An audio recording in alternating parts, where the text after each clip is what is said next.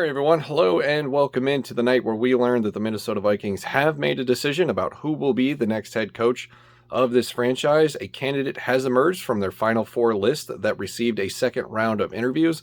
Quick refresher on who was on that list. We had Raheem Morris, Patrick Graham, Jim Harbaugh, and Kevin O'Connell. And the winner is Rams offensive coordinator Kevin O'Connell will be the 10th head coach in Vikings history. He will take over after the Super Bowl for the 2022 season as the new head coach of this franchise. Jim Harbaugh, who is receiving all the hype this week, is going back to Michigan after a 9-hour day spent with the Minnesota front office. Kwesi Adofo-Mensah, the Will family, it sounds like he's going back to Michigan for the foreseeable future. So, lots to unpack. Let's quickly discuss this. So I know a lot of people are going to be upset that Jim Harbaugh was not named the new head coach. We all had these assumptions, and even myself got caught up into it because, we saw all these clues, right? Because he's coming in on National Signing Day. They're flying him in. He's the last candidate to get hired. Hard to imagine that he walks away after spending 9 hours in Minnesota on National Signing Day without a contract. And we all kind of just assumed that they wouldn't do this unless both sides were serious. So we drew our conclusions. They were incorrect. I'm not going to sit here and speculate about why this didn't happen. I've read reports that there was no offer made. I've read reports that Jim Harbaugh changed his mind at the last minute. It could be a number of things. We'll find out in the coming months what those things were that ended up making this relationship not work and Jim Harbaugh going back to Michigan. So it's tough to say right now. We could speculate about a lot of things, like maybe there was an issue with roster control. Maybe there was an issue with rebuilding versus not wanting to rebuild. Maybe it was an issue with veterans on the team. Maybe they had made up their mind. Whatever it was, the visions did not align. That would be my best guess, that the visions for this team this year and beyond did not match up. So they decided to part ways. And it sounds like, based on text messages that reporters have received from Jim Harbaugh, that there is no ill will and everything went well.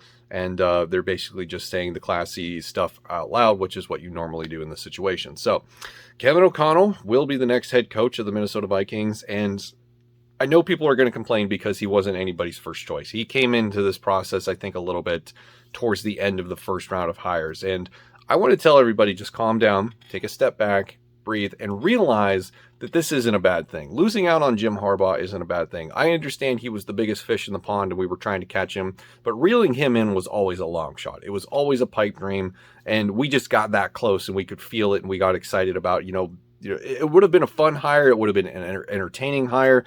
But ultimately, we were talking about the short term with Jim Harbaugh. Jim Harbaugh represented a short-term window where you were trying to compete now for a Super Bowl. I almost said national championship.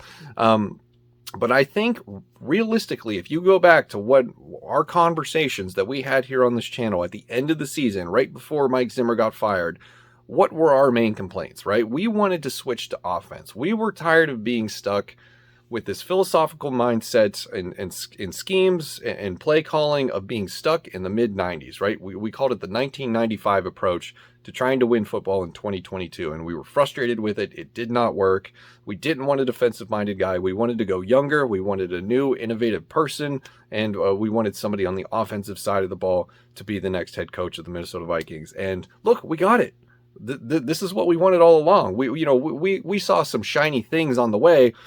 Throughout the store, we were like, oh, D'Amico Ryans. Oh, hey, Raheem Morris. Oh, look at that over there, Jim Harbaugh. Can we leave the store with that one? Ultimately, we got what we came for. We came to the store with something in mind. We got it, and now we're going home, and we're going to enjoy it. So, do I love the hire? I don't necessarily love the hire because, thinking from the offensive perspective, my favorite head coach to be hired by the Vikings would have been Brian Daboll. He was my first choice all along. He has been for 2 cycles. I talked about him last year after the Falcons game where I was like, hey, fire Mike Zimmer. This isn't going to work. And he was one of the candidates that I talked about, him and Greg Roman and Arthur Smith. And there was a fourth one, but his name escapes me at the moment. So I'm happy we went with offense. I'm happy we went with a younger guy. Kevin O'Connell's 37 years old. I think he'll be 38 this year. Maybe he's, I forget. I don't know what his birthday is.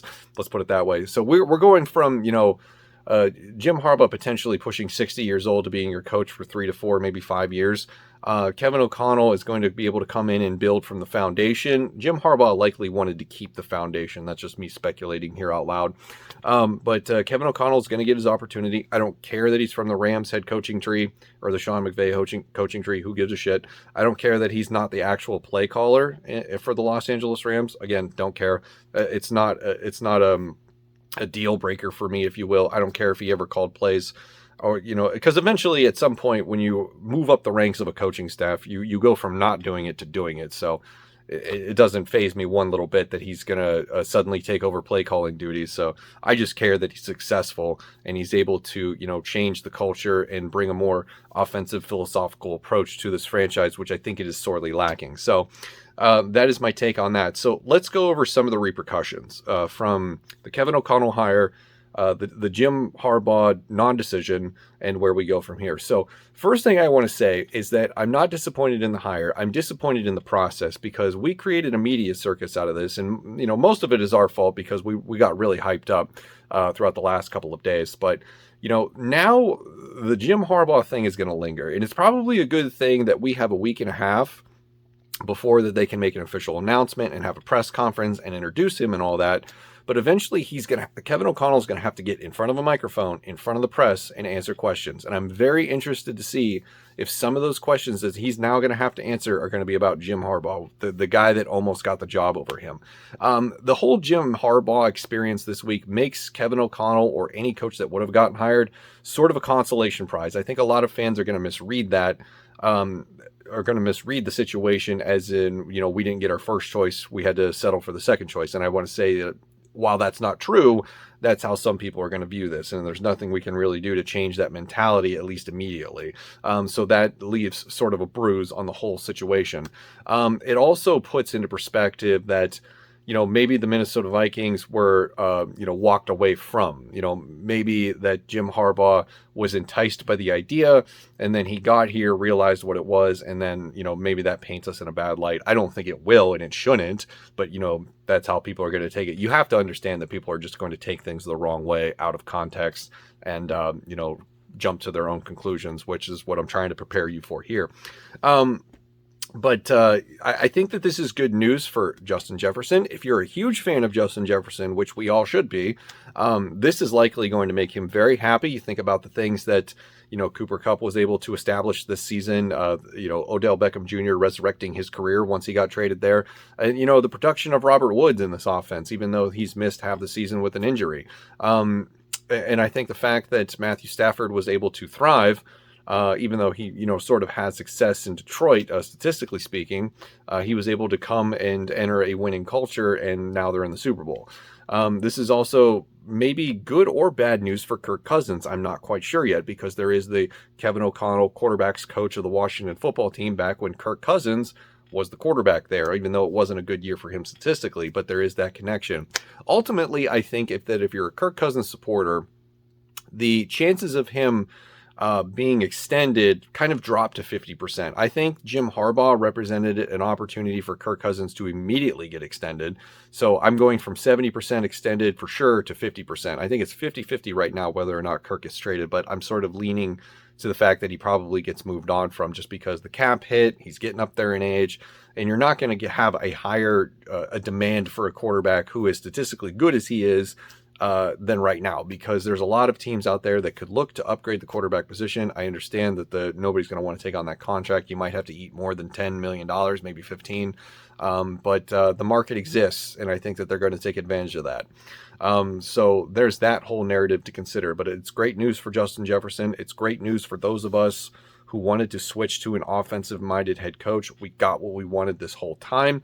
It's just probably not our first or second choice that we ended up getting. But he will be in the Super Bowl. We will be focusing entirely on the Rams' success on offense. And then we will be introduced to this man officially after the Super Bowl has concluded. So we're looking about somewhere around Valentine's Day for this to all become official. So we'll talk more about this over the next few days, but I wanted to get my initial reaction out there, go over a few key points, and let you know how I was feeling about this. I'm not super thrilled because, it's not my first choice. If this was Brian Dable, I'd be bouncing off the walls like an idiot, but it's not. So Kevin O'Connell represents an unknown. The reason we were all excited and hyped and wanted Jim Harbaugh is because he's a known commodity and he's had success everywhere he's been. Kevin O'Connell, offensive coordinator who doesn't call plays, but is part of a very successful team and has learned a lot, probably, I would assume, under Sean McVay. And Sean McVay's coaching tree has been successful because Zach Taylor, head coach of the Cincinnati Bengals, is in the Super Bowl. So I don't think we can go wrong here. Head coaches are going to fizzle out and not be successful. I mean, you look at the coaching opportunities this year, there was 8 spots available. 1/4 of the league changed head coaches this year. So you just try and hope that you find the right one. Hope that you find the next big head coach that will bring you sustained success throughout a very long tenure. That is what the goal is. So hopefully this leads to a Super Bowl. I don't know. We got a long way to go before that. We got a long off season to go. The next big hurdle is going to be coaching staff and then what to do with Kirk Couisns. So that's where we're at. So let me know what you think in the comments below. Thank you for watching. And as always, I will see you in the next one.